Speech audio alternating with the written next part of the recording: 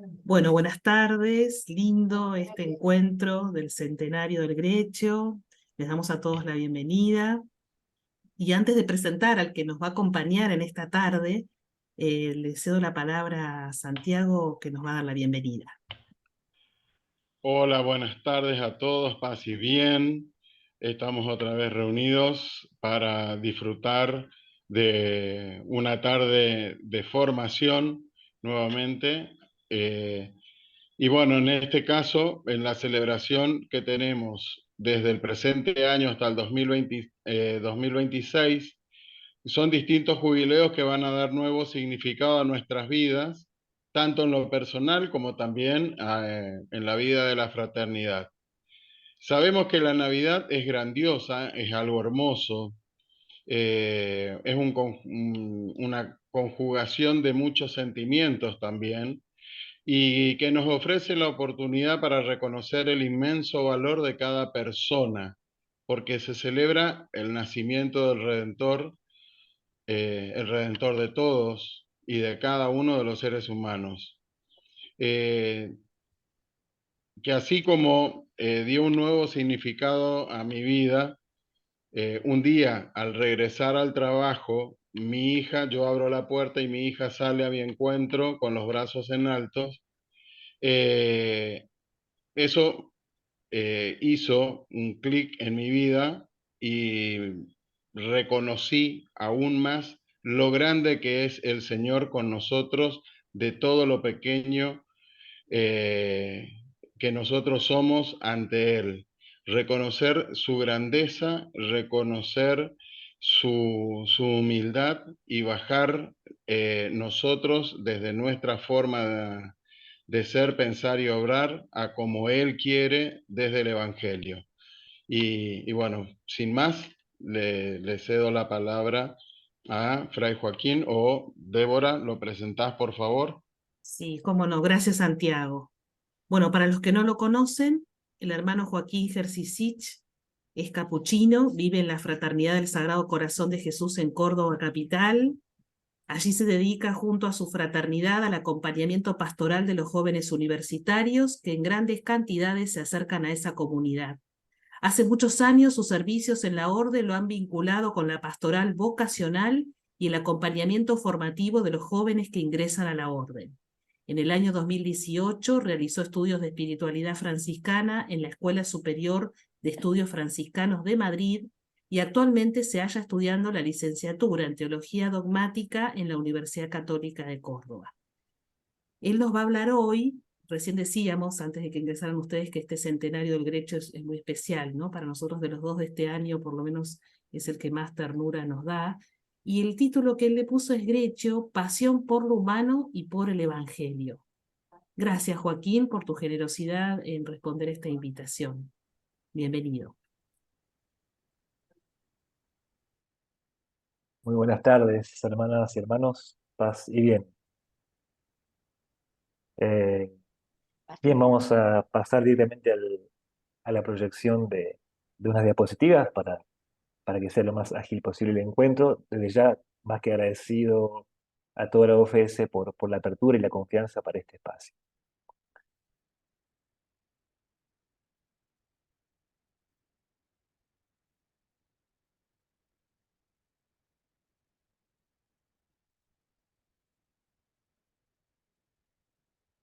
Bien, creo que ahí se ve. Perfecto. Bien, vamos a comenzar entonces. Bien, como decíamos, Grecio como un lugar de encuentro con la pasión por el Evangelio y también por lo humano.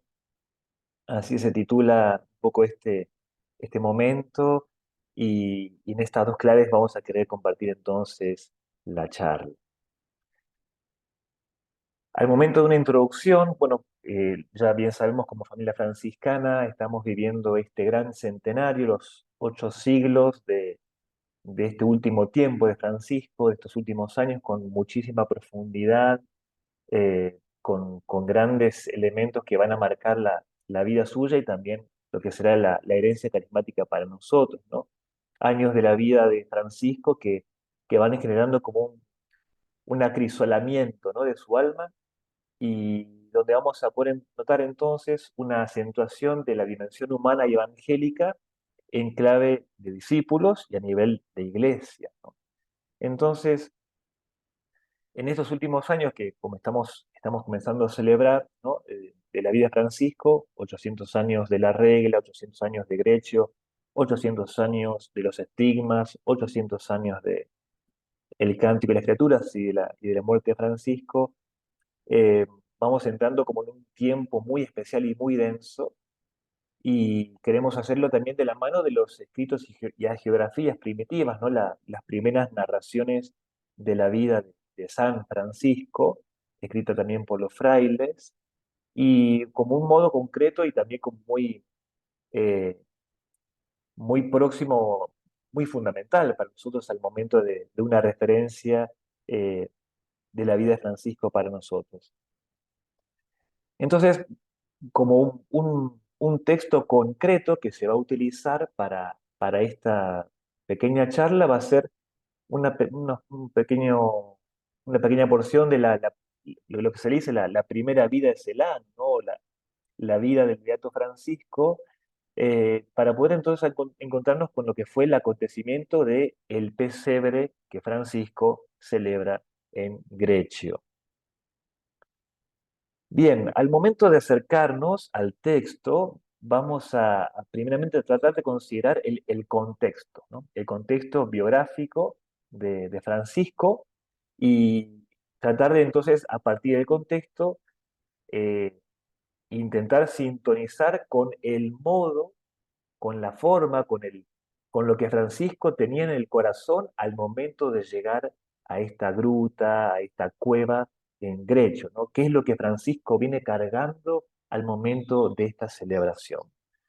Para ello tenemos que retrotraernos unos 4 años. Estamos en el 1223, diciembre de 1223. Vamos para atrás 4 años, en 1219 vamos a encontrar que Francisco emprende el viaje a Egipto para encontrarse con el mundo musulmán. Hace poco lo hemos celebrado también, obviamente, los 8 siglos de este encuentro con el mundo musulmán. Y digo, en un contexto más amplio, ¿no? Que es la apertura de Francisco a una cultura diferente, ¿no? Es el primer viaje de Francisco a una experiencia de un mundo que se abre delante de sus ojos, y que también no solamente es una experiencia de orden cultural, sino en el orden de la fe, porque encuentra una expresión de fe distinta a la cristiana. Y junto con esa expresión de fe distinta, que es la religiosidad musulmana, va a advertir también, muy impresionado, la crueldad de la Guerra Santa por el intento de recuperación de los lugares santos, ¿no? En Tierra Santa. Entonces va a advertir como Francisco un gran impacto en su corazón, a tal punto que ese impacto va a quedar registrado en varios de los escritos de Francisco, un gran impacto que tiene que ver con lo positivo del encuentro con el mundo islámico, y por otro lado, esto sí no va a quedar registrado, pero uno sí lo puede advertir, eh, la experiencia durísima del drama, la destrucción, la violencia, la guerra, que, que la iglesia de la cual él es parte está siendo coprotagonista, digamos. Entonces ya hay una primerísima experiencia muy grave, muy gravosa para la vida de Francisco, que es esta primerísima experiencia de, por un lado, la apertura a algo tan distinto, donde él reconoce una riqueza, y por otro lado, el modo en el cual la fe cristiana se está haciendo allí presente, que es una forma muy cruda y muy dramática. En este contexto de viaje, de salida, de encuentro con los distintos, Francisco recibe la noticia de que la orden, como seguramente ya saben, la orden está pasando momentos difíciles, momentos de serias tensiones entre diferentes posturas, diferentes modos de interpretar el carisma naciente, una orden que en muy pocos años ha crecido muchísimo. Entonces Francisco, delante de semejantes tensiones y conflictos, regresa a Italia. Año 1220, Francisco entonces, en la emergencia de estos conflictos y tensiones, va sintiendo que su corazón se le va cargando, ¿no? de este agobio por la pelea, por la crisis que los frailes están viviendo, con algunas suerte como de inicios de nuevas eh, actividades pastorales o de nuevas ideas entre los frailes, ¿no? Entonces, delante de tantas cosas que parecen ahora emerger, Francisco trata de ser como este lugar de contención de algo que parece que ya se le va de las manos, digamos, ¿no? Eh, y en una situación tan delicada para él, siendo el fundador, siendo el- el- el padre de todo esto, ¿no? A quien Dios le ha regalado el don, ¿no? El carisma para ser compartido, él realiza una decisión realmente que es de una gravedad muy, muy contundente, es la de, como bien sabemos, renunciar a la dirección de su fraternidad, ¿no? Ya Francisco no se siente que es capaz de gestionar el momento actual de la orden. Da un paso al costado, siendo Francisco quien es Francisco, ¿no? Da un paso al costado y lo sucede Pedro Catani por unos pocos meses, va a fallecer y entonces lo va a continuar el hermano Elías de Cortona como ministro general. Entonces, vamos advirtiendo que el corazón de Francisco experimenta la guerra, la destrucción, experimenta una iglesia con una presentación que parece que no estaría como muy acorde con el Evangelio, experimenta por otro lado una apertura al mundo, a una fe distinta donde hay elementos positivos que él rescata para sí, que aprende y que rescata para sí, una suerte de desentendimiento muy grande entre sus hermanos y delante de ese desentendimiento él se siente que ya va quedando como a un costado, ¿no? Va quedando como en un rincón de la misma vida de los hermanos que él acogió. Aún así, quedando a un costado de eso, la iglesia y los mismos hermanos le piden la redacción de la regla que no será aprobada, la regla novulada, con lo que también significa para él, en cuanto a crisis interna, como decíamos, llevar de alguna manera el carisma adelante, tratando de codificarlo, de concretizarlo en una forma de vida para todos ellos, para todos sus hermanos, siendo justamente él el que había quedado a un costado, ¿no? Una suerte de contradicción. Por un lado, queremos que sigas siendo nuestro referente, que nos digas cómo tenemos que vivir, pero por otro lado da la impresión de que no queremos mucho que nos digas cómo vivir, ¿no? Esta suerte de tensión que uno puede llegar como a vislumbrar, también resulta difícil para Francisco, no solamente por el desentendimiento con sus hermanos, sino también por lo que la iglesia le va proponiendo crecientemente que realice en orden a, a sus intereses propios, ¿no? Eh, esta regla no es aprobada y entonces se le pide una nueva redacción. eh, Bien sabemos que entonces será en el 29 de noviembre de 1923 cuando será aprobada esta regla que había pasado de tener 24 capítulos en la regla novulada a 12 capítulos. Aún así uno puede llegar a advertir que en la regla los núcleos temáticos, las acentuaciones que son las más densas a nivel carismático, Francisco no las negocia. Eso se podría hacer un estudio, de hecho posiblemente lo hayan hecho o lo hayan escuchado, cómo los núcleos temáticos de la regla novulada, Francisco no solo que los mantiene en la regla que ciertamente se aprueba, sino que aún más los profundiza. Más allá de la serie de diferentes manos que estuvieron presentes al momento de la redacción de la regla. Bien, todo esto Francisco lo hace en Fonte Colombo, va con algunos hermanos para allá, gente que lo asiste, pero bien podemos reconocer que esta suerte de distancia que Francisco va realizando, va teniendo también con toda la creciente crisis en su corazón, ¿no? Bien, con toda esta suerte de vivencias últimas en 4 años, con esta densidad de vivencia, Francisco, a poco menos de un mes, estamos hablando del 29 de noviembre de 2020 de 1223, a poco menos de un mes, Navidad, Francisco, se le ocurre celebrar mejor dicho, sí, representar, poder ver este pesebre, la Navidad, el nacimiento del Hijo de Dios, y lo realiza en este lugar que llamamos Grecio. El que narra, el que primeramente narra este momento de la vida de Francisco es Tomás de Celano. eh, es la primera hagiografía que se compone de Francisco y también es, por lo tanto, la que tiene más detalles, ¿no? Y ciertamente de la cual se van a valer otros hagiógrafos al momento de hacer mención de este acontecimiento en la vida de Francisco, ¿no?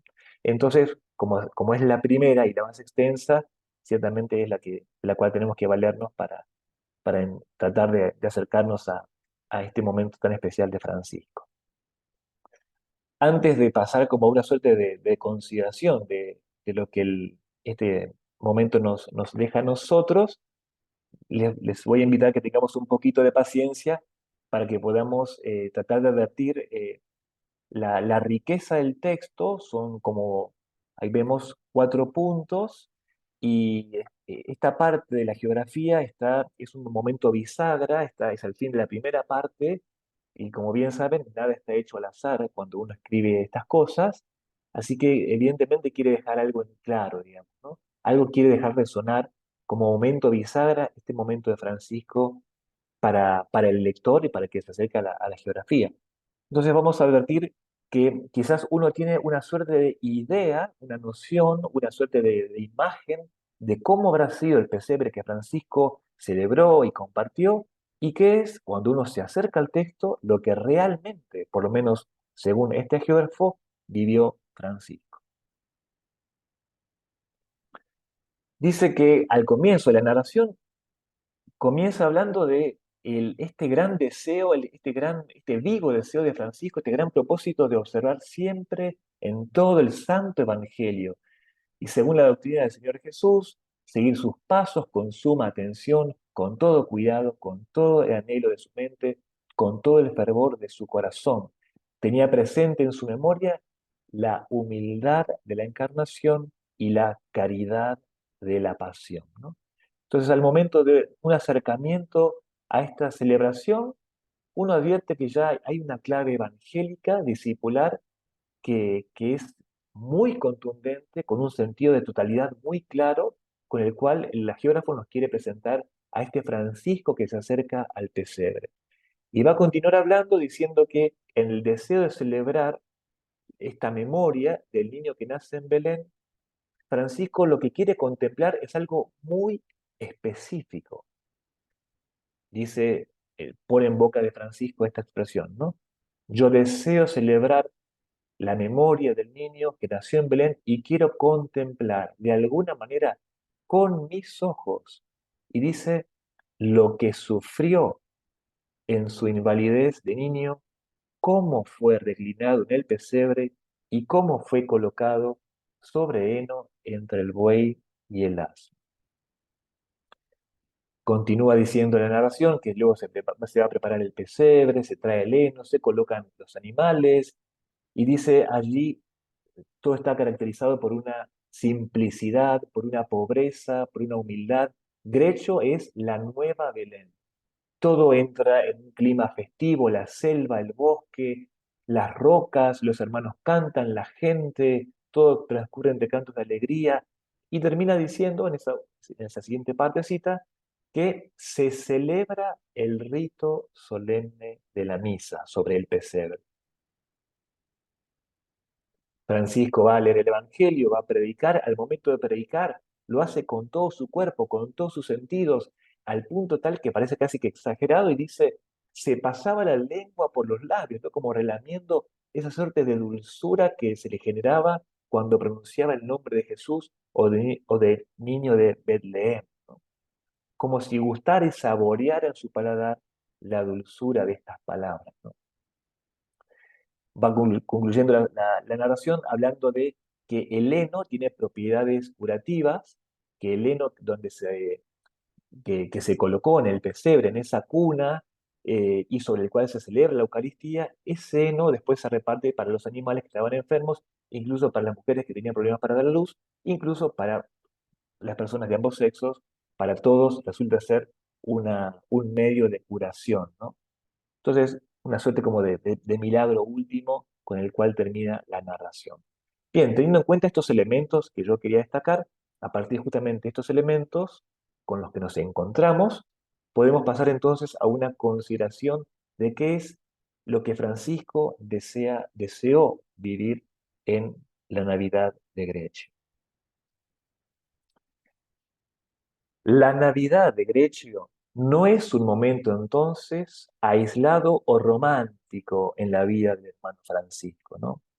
Como veíamos recién, delante de semejante contexto, los últimos años de Francisco, antes de Grecio, donde hay momentos muy duros para él, muy contradictorios, no solamente a nivel de los hermanos o a nivel de la iglesia, sino a nivel más personal en cuanto a discernimiento, en cuanto a vocación, podríamos decir, y en cuanto a identidad carismática.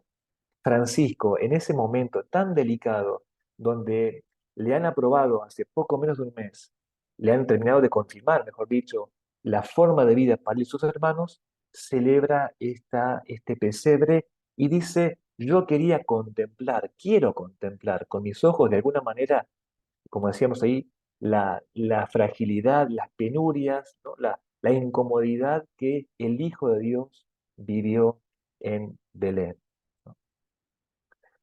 Francisco, entonces ya vemos que a veces la tonalidad bastante eh, eh, dulcificada que suele tener la Navidad, acá para Francisco no sería tan así, ¿no? De hecho, si nos ponemos a pensar, según lo que nos narra la geógrafo, no está presente ni el actor o la figura, lo que sea, de San José o de la Virgen. Más que querer contemplar a todos los actores presentes en el pesebre, podríamos hablar de los pastores, podríamos hablar de los que representarían a los ángeles o a lo que sea. Lo que Francisco quiere contemplar es la, el contexto, las condiciones en las cuales se da la encarnación del Hijo de Dios, mejor dicho, su nacimiento. No tanto contemplar, ver los diferentes actores, sino cuáles son las condiciones en las que el Hijo de Dios puso su morada entre nosotros. Condiciones que Francisco advierte porque son de alguna manera resonancia, podemos empezar a vislumbrar, que son las resonancias que tienen que ver con las propias condiciones que Francisco está viviendo en su corazón delante del contexto que viene cargando los últimos años. Francisco entonces, por otro lado, decide celebrar este nacimiento del Señor Jesús en un lugar desconocido, ignoto, en un lugar alejado, en el Valle de Rieti, que es Grecio, nada que ver obviamente lo que es Grecio ahora, lo que fue en su momento, en este lugar desconocido para gente desconocida, pobre y humilde. Allí Francisco no solamente quiere representar el pesebre, sino que celebra la Eucaristía lejos de una catedral, lejos de un centro comunal de una ciudad. Francisco, en una periferia y fuera del ámbito eh, cultural católico, celebra la Eucaristía, ¿no? Algo que en realidad no se podía hacer en el tiempo de Francisco. Y Francisco realiza en este lugar, en Grecio, para los pobres, para la gente más humilde, esta celebración, como decíamos, lo hacíamos hace un ratito, celebra la Eucaristía y no es una representación sagrada como era costumbre en aquel tiempo, que se hacían, ¿no? Estas representaciones en las puertas de las iglesias, en los atrios de las catedrales, que de alguna manera posibilitaban entonces el acceso a las indulgencias, ¿no? Sino que entonces Francisco le permite a los más humildes y a los más pobres un acercamiento y una vivencia, una experiencia y una celebración eucarística para aquellos que no tienen la posibilidad o de trasladarse a Tierra Santa para poder ganar la indulgencia o a estas grandes catedrales, sobre todo en el norte de Europa, donde también podían realizar lo mismo. Para los pobres y para los que no pueden, Francisco entonces les acerca el misterio de la Navidad y sobre todo del Dios que se hace carne, ¿no? Y Francisco entonces podemos advertir que no celebra, espero que nadie se escandalice, Francisco no celebra el primer pesebre, ¿no? Como familia franciscana a veces estamos acostumbrados a decir el primero que representó el pesebre. Ya los datos históricos hace tiempo han derribado eso. Francisco no celebra el primer, no representa el primer pesebre. Lo que podríamos decir es que Francisco sí celebra un primer pesebre eucarístico, que es mucho más todavía, de una enorme densidad comparado con la mera representación del nacimiento del Hijo de Dios. ¿Por qué? Porque Francisco, sobre el heno que se preparó rodeado de esos animales, actualiza el misterio de la Navidad. No es un mero recuerdo, una suerte de celebración donde recordamos lo lindo, lo tierno, lo dulce, lo frágil, lo humano solamente, sino que sobre todo vuelve a ser presente al Hijo de Dios. Entonces aquí Francisco ya nos abre al abismo teológico, digamos, ¿no? Al abismo espiritual que él está viviendo en su corazón de la mano del Espíritu, ¿no? Porque realmente poder hacer una suerte de síntesis entre lo que es la celebración, el recordatorio de la celebración de la Navidad y su actualización eucarística, sacramental, nos abre justamente una perspectiva y a la realidad mismísima que como iglesia celebramos.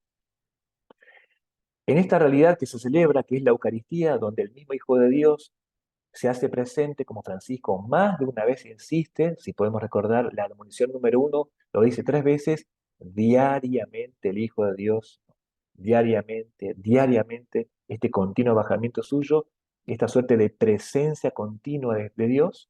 Bien, esto que Francisco en varios escritos uno puede advertir de la centralidad de la presencia actual del Hijo de Dios, eso tiene un contexto amplio y una apertura justamente representada en los animales a partir del buey y el asno, que en los tiempos de Francisco, de acuerdo a diferentes homilías que sobre todo los monjes cistercienses realizaban, representaban el buey y el asno la universalidad de la salvación, o sea, este Hijo de Dios es para todos, y este Hijo de Dios es justamente el anuncio de la paz. Tanto el buey y el asno vendrían a ser como una expresión simbólica de esas dos dimensiones con las que el Hijo de Dios se nos ofrece. También eso está, la presencia del buey y el asno en los evangelios apócrifos, ¿no? A partir del siglo IV también ya van siendo mencionados en estas, justamente en las narraciones de estos evangelios. Por eso también hay estudiosos más actuales que daría la impresión de que Francisco, cuando pone al buey y el asno, justamente eso es lo único que se destaca, el buey y el asno, uno por lo menos podría llegar a intuir que hace Francisco para una experiencia vital que ha tenido que ver con su reciente apertura a lo diferente en los musulmanes, a aquello que no tiene que ver con la fe cristiana, que es el mundo islámico, y también delante de una experiencia de guerra, de muerte, de destrucción, como ha sido la Guerra Santa, para justamente con esas dos experiencias en su corazón pone al buey y al asno como signo de paz, como signo de apertura universal, ¿no? Entonces, seguimos advirtiendo que Francisco nada ingenuo en lo que quiere ver con sus ojos. Lo que quiere contemplar Francisco va dejando a un costado la suerte de mirada, ¿sí?, ingenua, un tanto superflua, para en realidad decirnos una palabra muy contundente, primeramente para sus hermanos, pero ciertamente también para toda la iglesia. Francisco va a leer el Evangelio y predica, dice, porque era diácono, porque era levita. Francisco realiza esta expresión festiva con todos sus sentidos, con todo su cuerpo, con toda su humanidad, queriendo celebrar al Hijo de Dios. Después vamos a ver que esta predicación tan espontánea y tan abierta y tan simple y sencilla va dejando de lado para tener otro tipo de presentación. Por último, advertimos el milagro, como decíamos, que tiene que ver justamente, ¿no? Dice, Grecho se convierte en la nueva Belén, ¿no?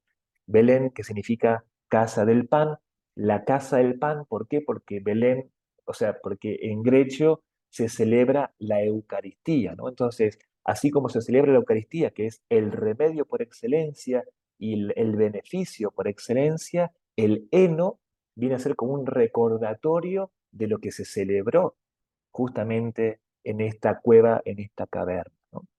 Por eso no hay nada librado al azar al momento de poner los elementos en este pesebre. Algunas consideraciones, ¿no? Francisco realiza entonces en Grecho un gesto que es de orden revolucionario, ¿no?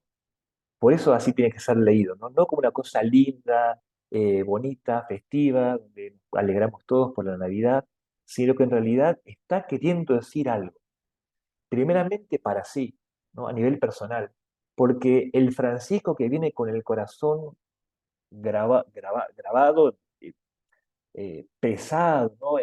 Em, con un sentido de crisis importante a nivel personal, espiritual, carismático, quiere en este lugar, en alguna una suerte como de, de apuesta nueva, ¿no? De confirmación de la propia apuesta por ese Dios que se le había revelado y que se le había manifestado en otro momento de su vida, ¿no?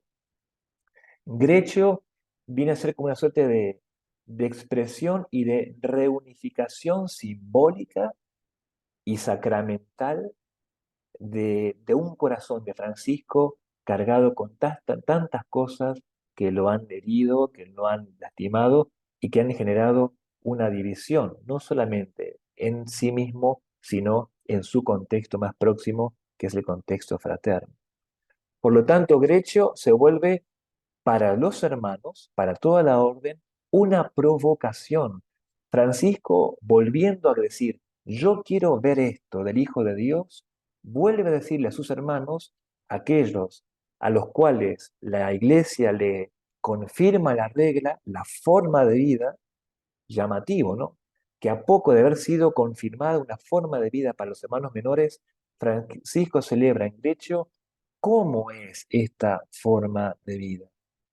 ¿Cómo es que el niño fue reclinado? ¿Cómo es que el niño fue colocado en el pesebre? ¿Cómo fueron las condiciones en las cuales nació Jesús?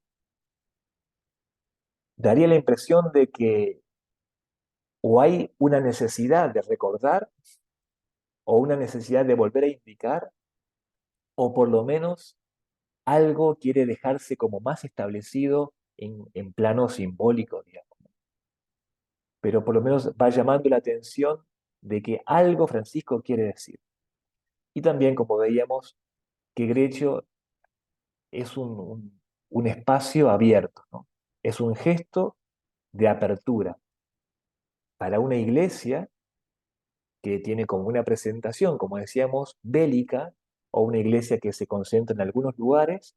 Esta es una iglesia que está en un lugar periférico, distante, ignoto, pobre, y también un gesto de paz, porque es un gesto que quiere indicar que todos tenemos acceso a este Hijo de Dios, ¿no? No solamente los cristianos, sino que de alguna manera la propuesta de esta misericordia de Dios en clave humana está para todos.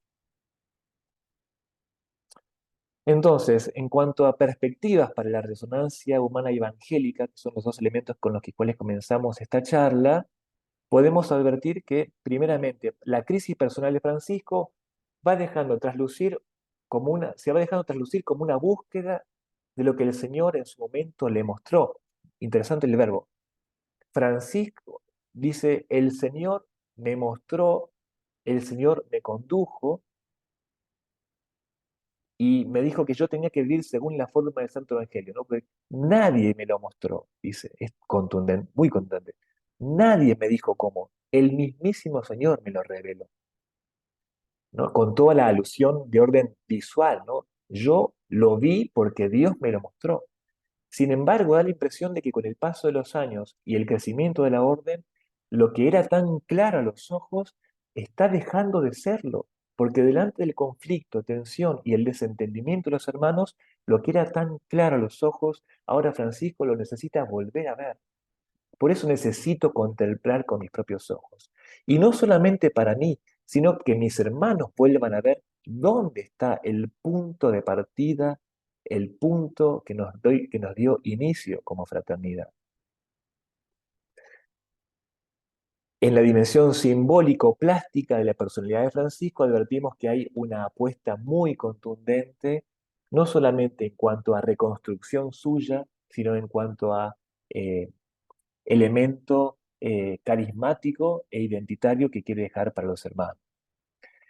Como decíamos también, la experiencia de Dios, como en el origen, recordemos los leprosos, hay una experiencia de Dios en el origen que ha estado en el contexto de periferia, nuevamente, en una suerte de deseo de reinicio. Hace poco se nos ha confirmado la regla, podríamos decir, el momento de los reinicios, de retomar energía para volver al camino, volvamos a esa periferia donde ahora no un leproso, sino un niño recostado en un pesebre, en medio de dos animales, nos dio inicio, ¿no?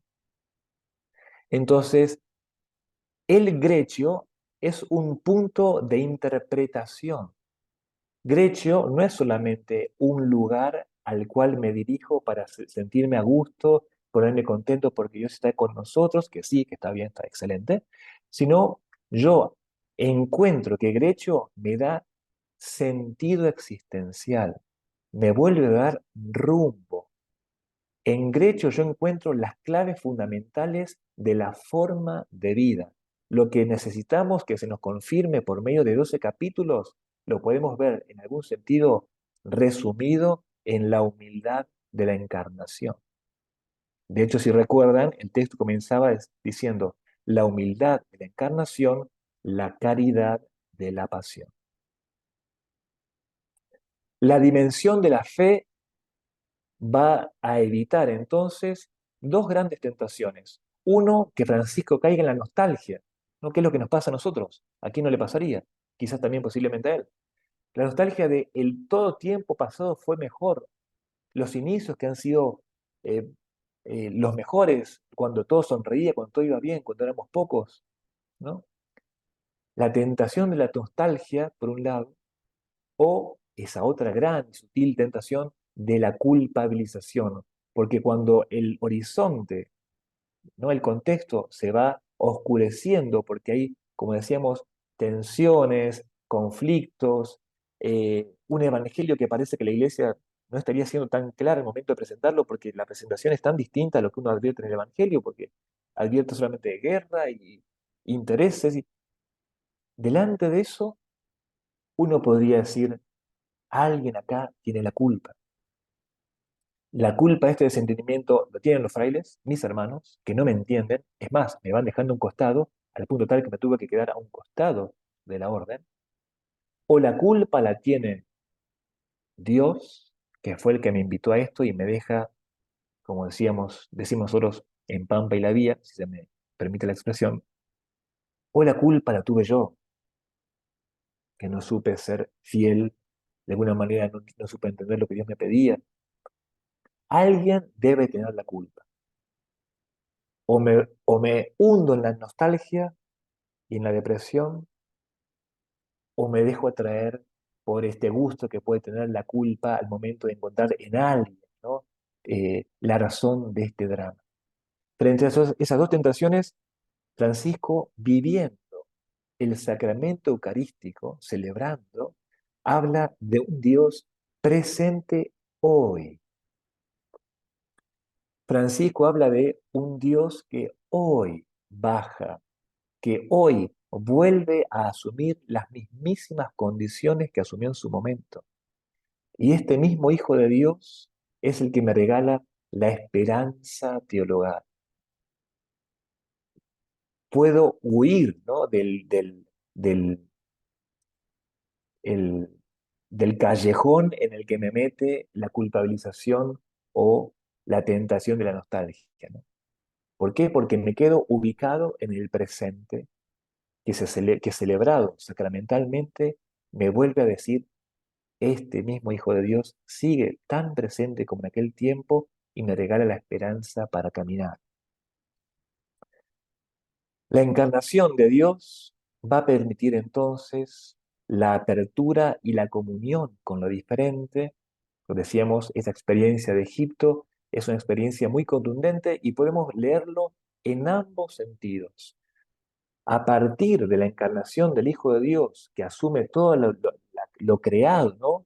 Dios asumiendo todo lo creado a partir de su nacimiento, y por lo tanto la apertura a lo diferente, a lo diverso, a lo que nos, como nosotros, podríamos interpretarlo, y quizás sería mucho mejor al revés, porque Francisco vivió la apertura a lo diferente en aquel momento, habiéndose encontrado con los leprosos, habiéndose encontrado con los musulmanes, habiéndose encontrado con el sultán, habiéndose encontrado con otra cultura, porque se encontró con lo diferente y porque lo asumió, tal como podemos ver en los escritos, asumió lo diferente, por eso puede encontrarse con este Hijo de Dios que ha asumido lo diferente también haciéndose carne, ¿no?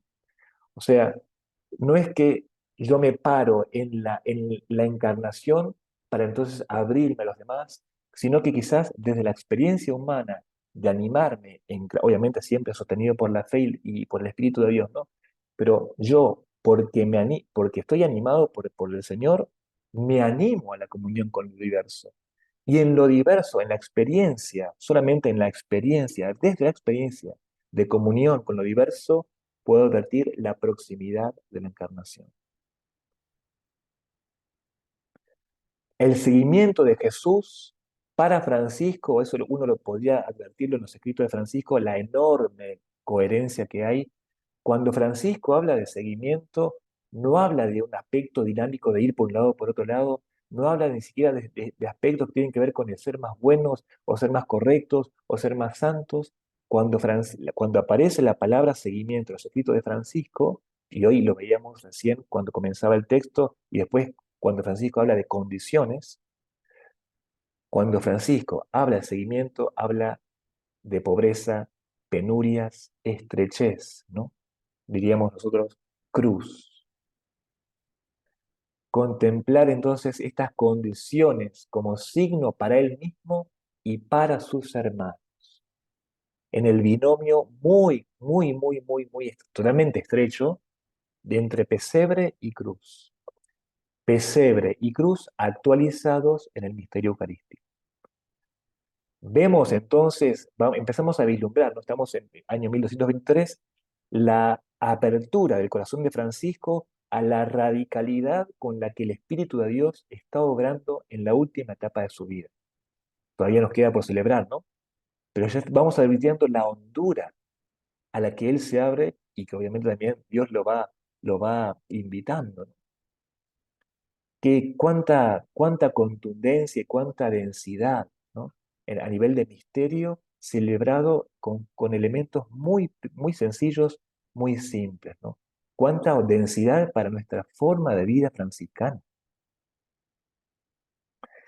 La encarnación del Hijo de Dios tiene entonces a los pobres, sufrientes y rechazados como principales, primeros destinatarios en cuanto a la salvación, ¿no? Y eso Francisco lo vuelve a dejar destacado, haciendo la opción de ir a un lugar desconocido y remoto. Frente a la crisis de identidad carismática en el seno de la orden, Francisco va a celebrar entonces en Grecho su Belén, ¿no? Otra casa del pan. Y va a ser de Grecho un punto de convergencia entre lo humano y lo divino, y un punto de convergencia de anuncio profético, ¿no? Vuelve a dejar explicitado de manera simbólica y sacramental lo fundamental de la buena noticia. Es que es buena noticia de reino de Dios para todos, especialmente para los pobres, ¿no? Vuelve a destacar lo esencial de cómo la iglesia también está llamada a presentarse y para quiénes está llamada a presentarse. Y le deja bien en claro a los frailes cómo tienen que ser. ¿Por qué? Porque Francisco está contemplando en el pesebre de Grecho cómo es el Hijo de Dios. Yo contemplé con mis ojos, quiero volver a contemplar, necesito volver a nutrir la mirada de mi corazón que está envuelta en tinieblas. Recordemos que al comienzo de su camino evangélico, Francisco le pidió delante de la cruz de San Damián, ilumine las tinieblas de mi corazón. A un tiempo ya muy grande, ¿no? De mucho recorrido de su biografía, vuelve a necesitar luz. Y la luz se la brinda ahora las condiciones en las que nace el Hijo de Dios. Por lo tanto, los 5 sentidos están abiertos en la contemplación del pesebre. Por eso hay una dimensión emocional, una dimensión afectiva, y que, como bien sabemos, en nuestra espiritualidad franciscana siempre están presentes al momento de la contemplación de este acontecimiento, ¿no? Em, Bien, creo que por ahí iba la presentación.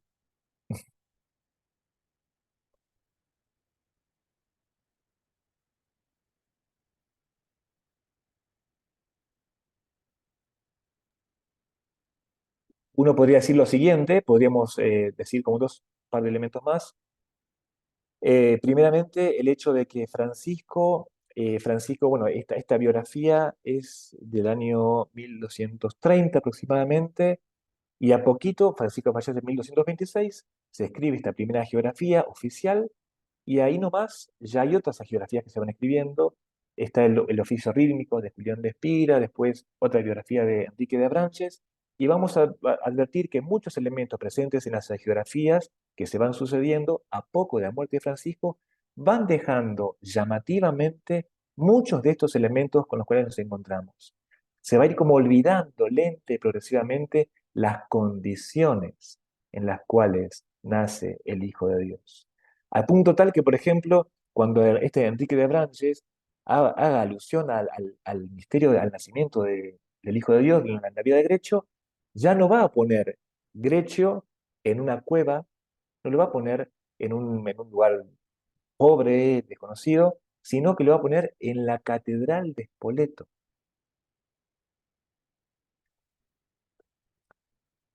Si ustedes se acercan a la geografía a la que escribe San Buenaventura, van a ver que parece que Francisco ya no quiere contemplar con sus propios ojos para sí mismo el misterio de Navidad, sino que da la impresión, claro, ya con otra figura, ¿no? que emerge, ¿no? Porque Buenaventura ya presenta a otro Francisco. Parece que la Navidad, de hecho, es una cuasi instrucción para sus frailes, ¿no? Una casi que yo te enseño a vos tal y cual cosa para que la aprendas, y ya Francisco predica de una manera mucho más elegante, más fina, como más elaborada. O sea, podríamos hablar que en 30 años, por decirlo de alguna manera, en menos de 30 años, las condiciones que Francisco quiso dejar bien marcadas para que no se olviden los frailes, ya nos hemos olvidado. Yo quería contemplar con mis ojos cómo ha sido esto, porque el cómo de Dios es el cómo de mi vida, y da la impresión de que hay cierta incomodidad con este modo de Dios, que es forma de vida para nosotros. Por lo tanto, vayamos retocando algunos elementos para que no sea tan incómodo.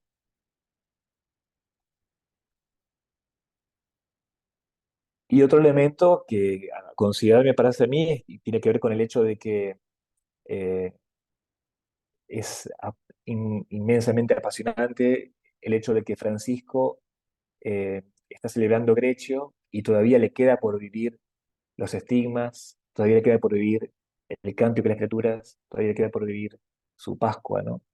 O sea, nos introducimos, estamos en el umbral de estos últimos años de Francisco, y sin embargo, en 3 años vamos a vivir una densidad que tiene tanta actualidad para nosotros y eh, tanta radicalidad desafiante para nosotros, ¿no?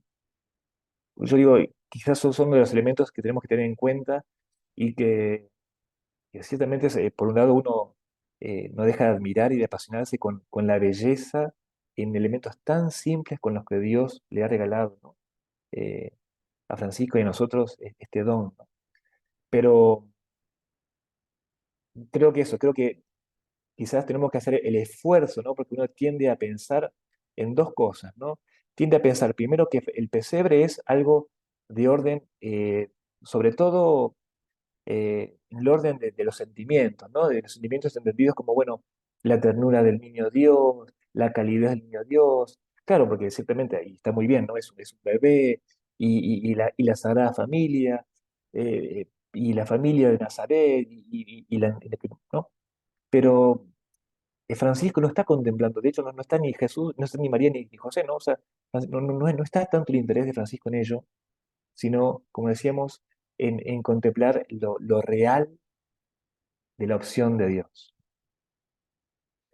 Eh, y, o sea que eso sería como una un primer cuidado a tener en cuenta al momento de cómo nosotros celebramos, o por lo menos cómo vamos nosotros tratando de introducirnos en esta gran veta teológico y espiritual que Francisco va a vivir en este último tiempo. Uno es tratar de corrernos a un costado de una mirada superficial o ingenua de semejante drama humano que Francisco vive. Y por otro lado, advertir que cuando Francisco se encuentra con el pesebre y dice, yo quiero contemplar con mis propios ojos. Cuando muchas veces nosotros, delante del pesebre, obviamente con excelentísimas y recontra santas intenciones, decimos, bueno, para Belén, ¿qué podemos hacer por el niño Dios? Podemos prepararle una cuna con gestos, podemos prepararle podemos hacerle pañales de misericordia con los gestos que hacemos durante el Adviento, podemos prepararle un pesebre en tu corazón, siendo más bueno aquí, sino, ¿no? Como si tuviéramos que hacer cosas delante del pesebre, como si casi que tuviéramos que resolver algo. Y Francisco no quiere resolver nada. Francisco no quiere sacarlo al Hijo de Dios del pesebre y de esas condiciones, sino que las quiere contemplar a esas condiciones para él seguir confirmándose a sí mismo y a sus hermanos en esas condiciones con las cuales desea seguir caminando y seguir al Hijo de Dios. No se trata de hacer cosas la Navidad franciscana. Se trata de contemplar lo dramático y justamente lo insondablemente amoroso de Dios por nosotros.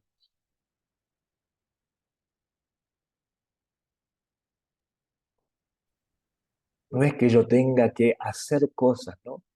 Tan acostumbrados nosotros en la mentalidad occidental a resolver las cosas, a no aguantarnos el tener que, a no aguantarnos de brazos cruzados. Francisco en la narración no solamente celebra que Dios se vuelve a hacer presente en la Eucaristía y lo va a celebrar, lo va a cantar, lo va a celebrar con los hermanos, pero se celebra, lo celebramos, no tenemos que hacer ningún tipo de respuesta.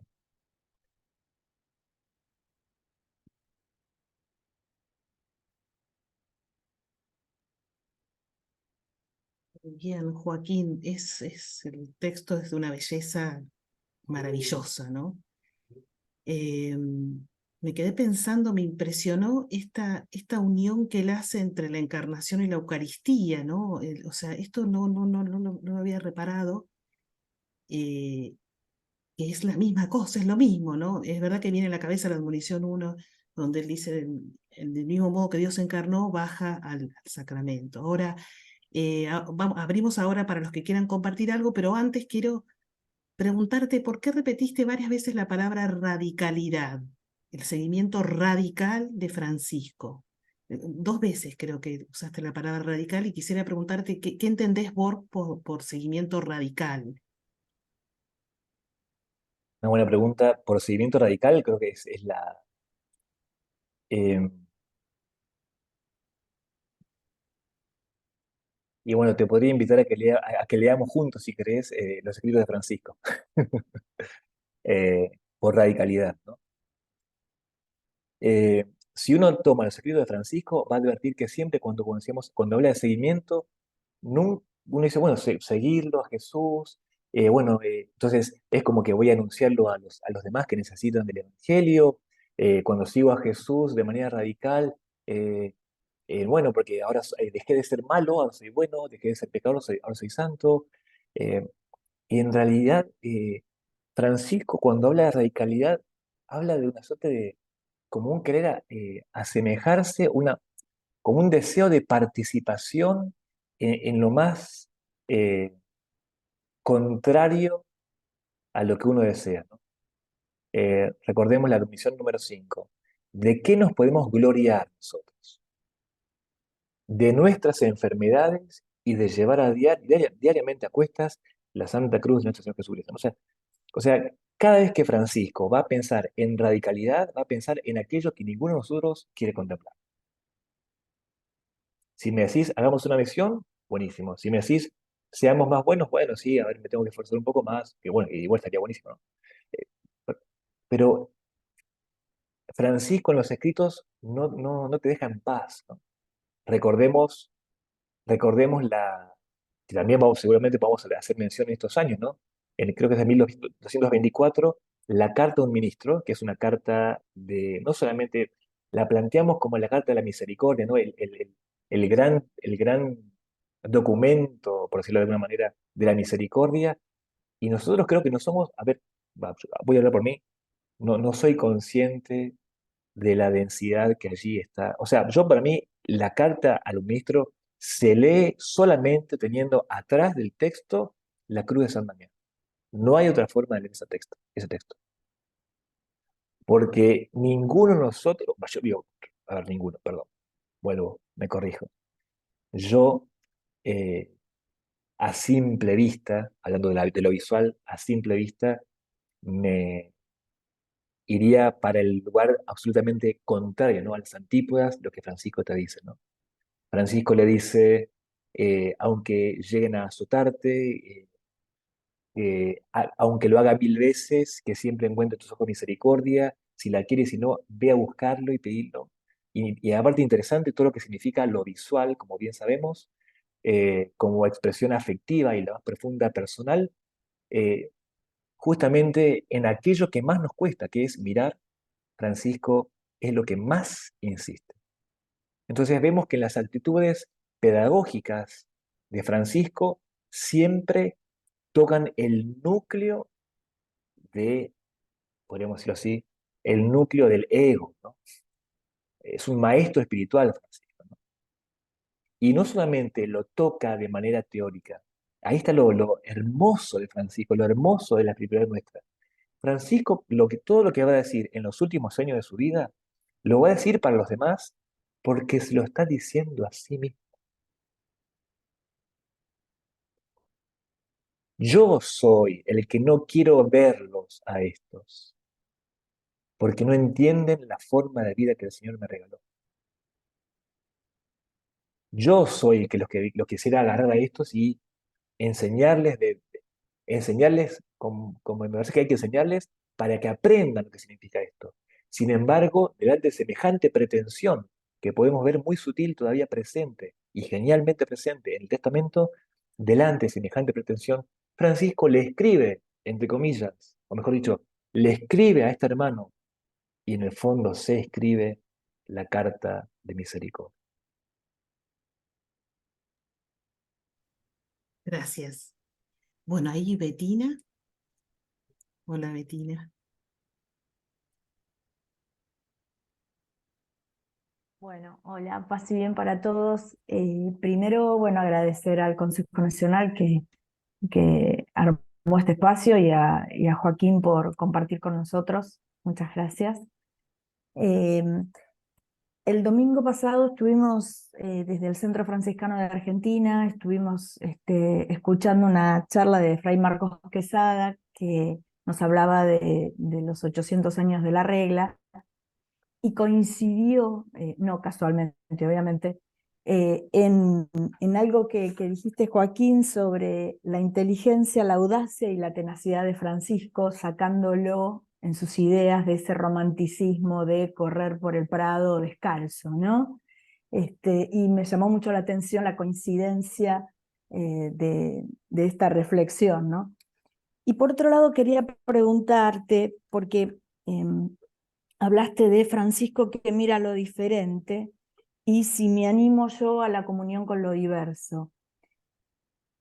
¿Qué sería lo diferente en la época de Francisco quién era el hermano diferente en la época de Francisco y quiénes serían, más allá de que opina distinto, en nuestra época actualmente para vos, ¿cuál entendés que podría ser ese hermano diferente?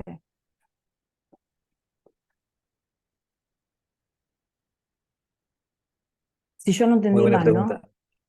¿no? No, a ver, yo creo que en cuanto a lo diferente para Francisco, como recién lo decía, esta, esta suerte de presentación eh, entre los sarracenos, como él va a decir, ¿no? Ir entre los sarracenos, su opción misma por ir entre los sarracenos, eh, justamente como algo, con una presentación y un encuentro con lo diferente, ¿no? Y sobre todo 8 siglos atrás, con un contexto eclesial muy distinto, ¿no? Una presentación de la iglesia con un poder único a nivel histórico. Sin embargo, Francisco eligiendo un modo diverso de presentarse como iglesia para los diversos que son en este caso y en aquel tiempo, ¿no? La fe islámica, la fe musulmana. Eh, es interesante que la misma palabra, el entre, se utiliza Francisco es conducido entre los leprosos. Francisco invita a ir entre los sarracenos, no contra los sarracenos, que era lo que decían los documentos de la iglesia en aquel tiempo. Eh, y hoy los diversos, yo creo que los diversos hoy hay, y más en el contexto argentino, diversos, hay la diversidad de orden en el pensamiento político, en el pensamiento de lo que consideramos, eh, sí, ¿no? Bueno, hoy son los debates más contundentes, ¿no? La forma de entender lo humano, ¿no? ¿Qué es lo humano y qué entendemos por humanidad hoy? ¿Qué entendemos por cómo se construye o si es dada hoy la humanidad de una manera ya dada, o sea, ya previamente asumida? Por lo tanto, la cuestión del género es una cuestión delicada. Creo que todos los debates a los que hoy asistimos ciertamente nos presentan una diversidad, ¿no? Y, y animarnos a eso me parece que hoy es uno de los enormes desafíos, ¿no? Ciertamente, a ver, por diversidad se podría entender, por ejemplo, el mundo juvenil. Yo acá estoy presente acá en Córdoba y eh, la diversidad, hoy la diversidad es tan grande que uno podría decir, diverso para mí es el vecino, porque estamos tan atraídos hacia una suerte de creciente solipsismo, ¿no? Una soledad cada vez más grande que diverso se te vuelve tu vecino, ¿no? Digo, no quiero ser exagerado, ¿no? Pero me refiero a que a veces hoy en la misma familia no tenemos posibilidad, no encontramos, por dicho, no es que no queramos, no encontramos canales de comunicación dentro de la misma familia. Porque la distancia generacional hoy es muy grande, ¿no? Y por lo tanto la comprensión del mundo hoy es diversa, muy grande, la distancia entre unos y otros. Entonces, ni siquiera hay que pensar en las grandes temáticas hoy a nivel sociológico en cuanto a diversidad. Tranquilamente te metes en tu casa y ves que vos al momento de hablar con tu nieto o hablar con tu hija y no nos entendemos. Y parecemos que estamos en dos veredas totalmente opuestas. Entonces, por diversidad, hoy creo que podríamos hablar de mucha diversidad.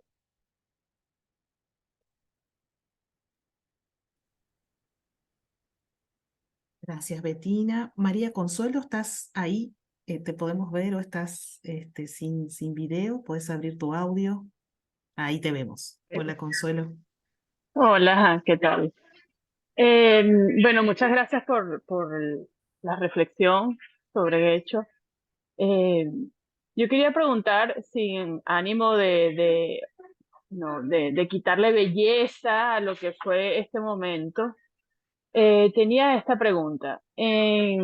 Particularmente en ese momento, Celano relata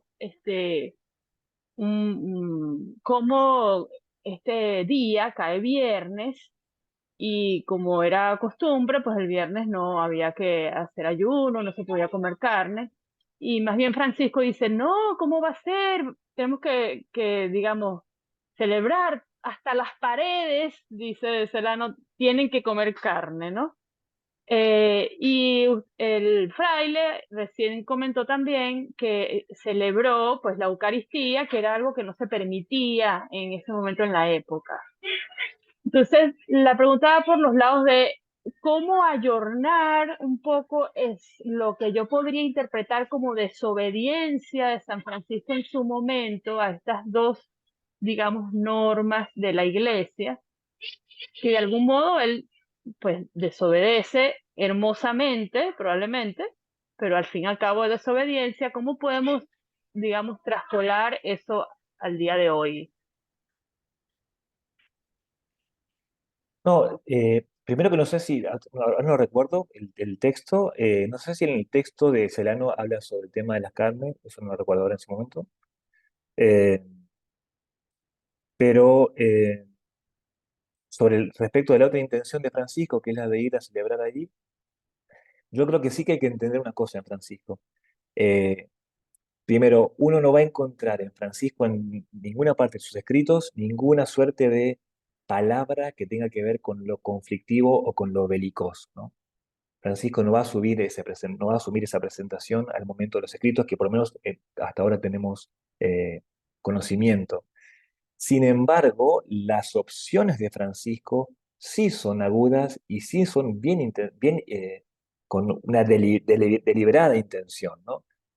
No es ingenuo Francisco en su presentación. Primero que Francisco es un varón netamente eclesial, eso no se puede negar, ¿no?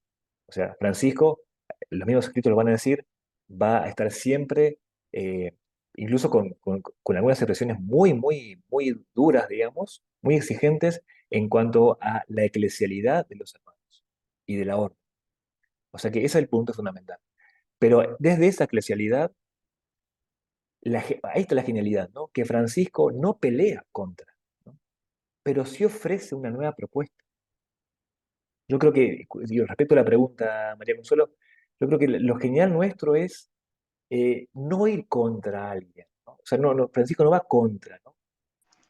Pero sí Bien. ofrece una nueva propuesta. Y en la nueva propuesta ciertamente hay una suerte de denuncia sutil, pero no va a destruir nada. Pero sí quiere presentar una cosa distinta.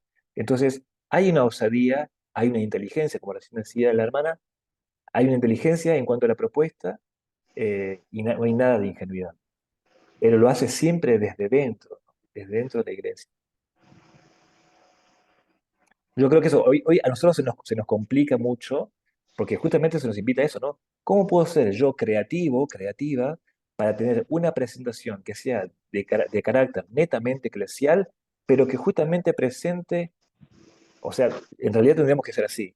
Nosotros tenemos, ahora que estamos en tiempo sinodal, como iglesia también, y como parte de la iglesia, tenemos, así como Francisco, leer e interpretar el momento presente, eclesial y a nivel mucho más amplio, para que justamente con una interpretación, es lo que está haciendo la iglesia, y Francisco, el Papa Francisco, a partir de esta interpretación, ¿no? Los nuevos signos de los tiempos, ver qué presentación nueva, novedosa podemos ofrecer, distinta a lo que hasta ahora está conocido, ¿no? Entonces, eso requiere, primeramente, mucha lectura de lo que nos pasa, una suerte de sensibilidad para con lo que estamos viviendo y, obviamente, un profundo enraizamiento en el Evangelio para conectar lo que hoy vivimos con lo que el Evangelio siempre propone y que sea ya distinto de lo que hasta ahora hemos vivido. Bien, para eso necesitamos ciertamente el Espíritu de Dios, porque hacer una semejante síntesis meramente por nuestras fuerzas estamos muy lejos de hacerlo. Mira, perdón, quiero corregir que lo de la carne lo dice en la segunda de Celano, No es la que primera. dice, sí, no es la primera, dice, hermano, pecas al llamar día de Venus al día en que nos ha nacido el niño. Quiero, añadió, que en ese día hasta las paredes coman carne, y ya que Claro, no pueden, que a los menos sean untadas por fuera. claro, pero esa biografía ya es del año 1246, si no me equivoco. Ya han pasado como unos 16 años. Claro, Por pero eso. hace mención a ese día. Claro, pero Tiene no, que ver claro, con este mismo día. sí, pero no es la original. Justamente, quizás, como decía vos, María Consuelo, nos sigue alimentando la misma sensación, noción, ¿no? O sea, seguimos adornando lo que Francisco vivió.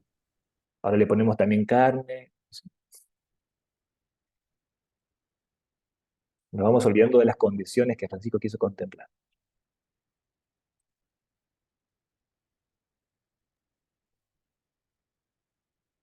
Gracias, Consuelo. No sé si hay algún comentario que quieran hacer. A mí también, Joaquín, me quedó resonando esto que vos resaltaste de la necesidad cómo se une lo afectivo en la contemplación, ¿no? Lo afectivo, todo el ser de la persona y la necesidad de ver lo concreto, una espiritualidad de lo concreto, de los detalles, ¿no? De que Dios está en ese detalle de ese niño necesitado de cuidado, ¿no? Y no sé si nos puedes decir algo sobre la contemplación, o sea, No, cómo era esto. yo creo que tenemos que ser más simples. Gracias, Débora. Tenemos que ser más simples. Todos nosotros cuando estamos mal, por ejemplo, hace 8 años que estoy en un conflicto muy grande con mi esposo. Después de 8 años de una crisis de 8 años matrimonial, hemos logrado empezar a acercarnos y volver a esto, ¿no? Y lo que hicimos un viaje. En ese viaje eh, volvimos a agarrar la foto que nos sacamos cuando estábamos recién casados y también el rosario con el cual habíamos entrado de la mano, ¿no?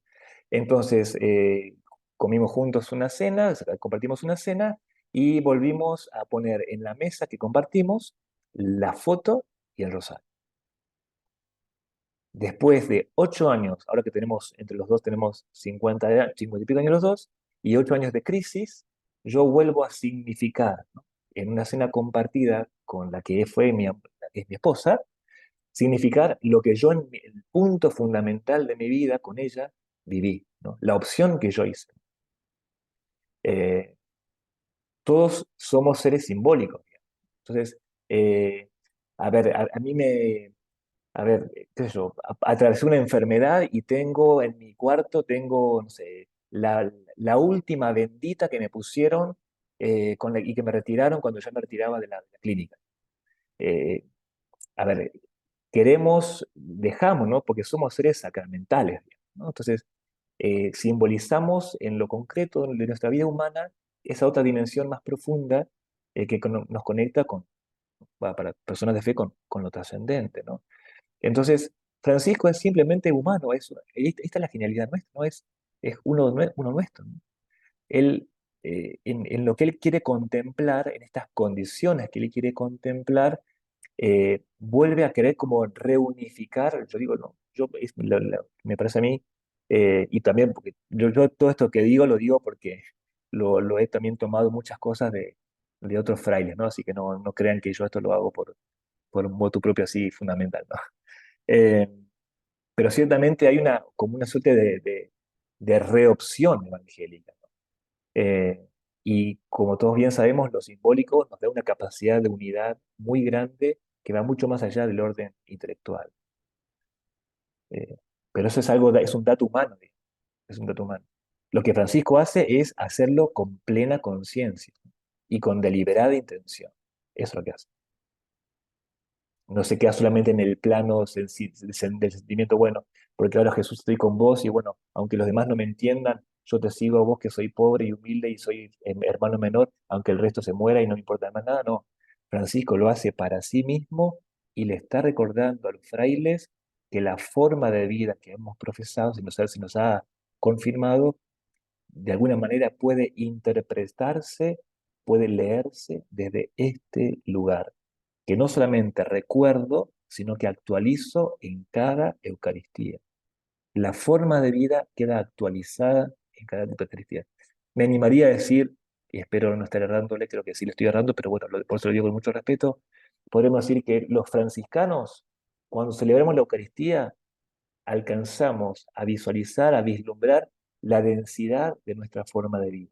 Queda allí cifrada la cifra de nuestra forma de vida está cifrada en lo cristiano. Y es fuente continua de significado, por lo tanto. Maravilloso. Hay muchos agradecimientos, no sé si vos podrás leer el chat. Veo que además Algunos. muchos te conocen, no hay Sí, persona que no yo te conozca. no abrí el chat, no abrí el chat. Las personas que te conocen, que sabían que ibas a estar, todos hablan muy bien de vos por tu forma, así que muchas gracias, Joaquín. Creo que el texto de Celano dice una vez que celebró la misa, ¿no? Y el pesebre, todos se fueron gozosos, ¿no? Y alegres, ¿no? Cómo la contemplación del amor de Dios y de la encarnación tiene que llevarnos a eso, a ese gozo profundo, ¿no? Bueno, ya estamos casi en el horario, no sé si alguien quiere compartir algo más, quieren decir algo más. No sé si, Joaquín, podremos cerrar con una oración. Agradecemos mucho Sí, a todos los que se han sumado. Seguramente esta Navidad de este año va a ser especial para nosotros, ¿no? Teniendo un poco en la cabeza esto que nos has dado, en el momento del pesebre podamos traer a la memoria esto que nos has regalado. Yo Eh, estaba pensando eso justo, ¿no? De que mm, por ahí nos podemos llevar cada uno de nosotros para nuestras vidas, porque en realidad lo tenemos que llevar a nuestras vidas, vivir esta profundidad, ¿no? Vivir una Navidad eh, con menos ruido del exterior, con menos luces tal vez, pero más profunda en esta encarnación de Jesús en algo tan sencillo y simple, ¿no? De poder empezar a cambiar la mirada. Tal vez en las comunidades todos no nos entiendan, pero bueno, con este ánimo de poder contagiar esa profundidad. sí, yo la vez pasada quedaba con esta pregunta, podríamos, por lo menos todos los franciscanos y franciscanas, decir, cuando llegue el 8 de diciembre y yo prepare mi pesebre, ¿cómo lo voy a preparar? mm, Digo, ¿no? Podría quedar la pregunta. sí, sí, sí. La vez pasada había surgido cuando empezó esa charla que di también ahí, y interesante, ¿no? O sea, voy a poner también a la Virgen, o le voy a poner a San José, voy a poner el pastorcito, voy a poner no. A ver, no digo que no, ¿no? O sea, por mí, obviamente que se ponga todo, digo, ¿no? Pero me refiero a que, o no, porque, digo, en el pesebre de Francisco, eh, para él le simboliza justamente eso, ¿no? Y más en este año que estamos celebrando también los 800 años de la regla, el pesebre a Francisco le recuerda y le actualiza el modo de ser que quiere para sí mismo y para los hermanos eh, al seguir a Jesús, ¿no? Entonces, hay un modo. Ese modo, cuando yo contemplo el tercer Francisco, contemplo un modo de Dios. Y eso me recuerda, me llama la atención sobre mi modo de seguir a Jesús.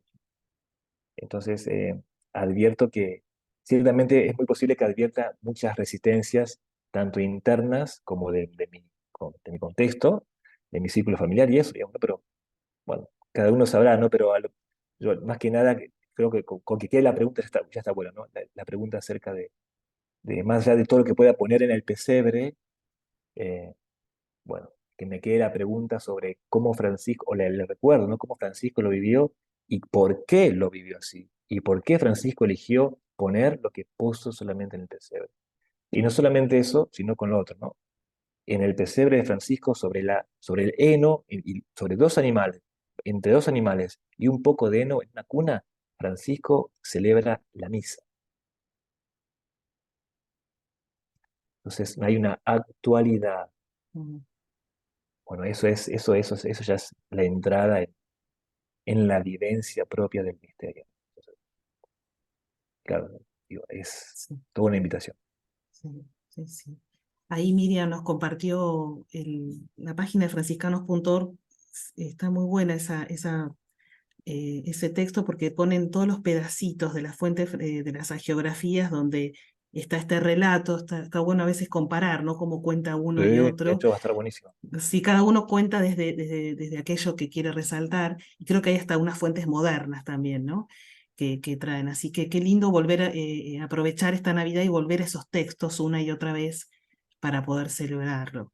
Bueno, no tenemos más que agradecimientos, Joaquín, y a todos por haber hecho compartir este momento. Ahí están agradeciendo a todos con mucha alegría. Y bueno, y cerramos con una bendición, oración que vos nos puedas dar. Bueno,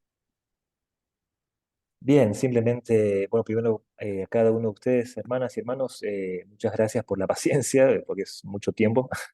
Así que gracias por la paciencia en la escucha en este tiempo. Y bien, compartir con ustedes la alegría del carisma que vivimos e intentamos vivir, ¿no? Eh, la alegría de saber que se nos ha regalado esto, ¿no? Que gracias a Francisco así se nos regaló un modo de ser, un modo de ser que quiere seguir abrazado y quiere seguir dejándose transformar por el modo de ser de Dios, un modo de ser concreto, específico. Bueno, este ser franciscano, ¿no? Que es una riqueza siempre casi que inagotable. eh, bueno, este ser franciscano que lo podemos celebrar desde esta búsqueda concreta de la voluntad del Señor, desde esta luz en medio de tantas tinieblas, ¿no? Así como el corazón de Francisco, cuántas tinieblas que hoy nos rodean y nos habitan.